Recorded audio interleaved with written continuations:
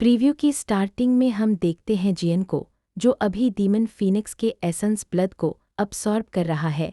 इस powerful process की वजह से जियान की बॉडी के चारों तरफ गोल्डन एनर्जी का एक विशाल तूफान घूम रहा होता है। लेकिन तभी जियान अपने एक पैर को जमीन पर जोर से मारता है और वो सारा गोल्डन एनर्जी का तूफान पल भर में गायब हो जाता है। इसके बाद सीन शिफ्ट होता है यामिन पर, जो हेवन डीमन फीनिक्स ट्रैप से निपटने के लिए जियान की मदद करने को तैयार हो गया है। यहाँ ज़ायान उसे प्रॉमिस करती है कि ancient void dragon tribe future में 9 सरीन डीप ग्राउंड पाइथन ट्राइब की रक्षा करेगी और वे उनके अधीन एक सुरक्षित फ्रैक्शन सबऑर्डिनेट फ्रैक्शन के रूप में रहेंगे। कहानी में ट्विस्ट तब आता है जब हम हेवन डीमन फीनिक्स ट्राइब के कारवां को शांति से स्पेस में ट्रेवल करते देखते हैं। तभी उनके सामने अचानक एक विशाल गोल्डन जायंट प्रकट होता है। इसे देखते ही कबीले का एक दुशैंग उस पर तुरंत अटैक कर देता है और इन दोनों के टकराव की वजह से स्पेस में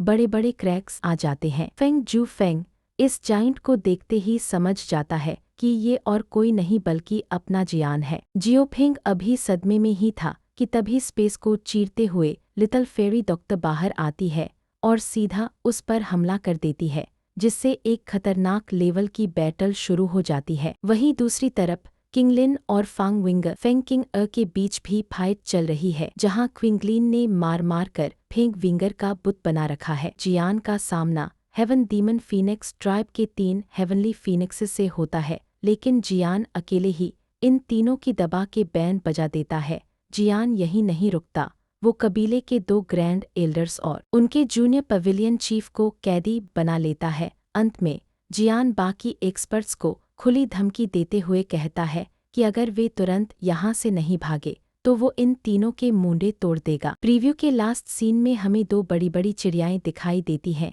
और इसी के साथ ट्रेलर खत्म हो जाता है। तो दोस्तों, आपको क्या लगता है, क्या जियान इन बंधकों को छोड़ देगा? कमेंट्स में जरूर बताएं।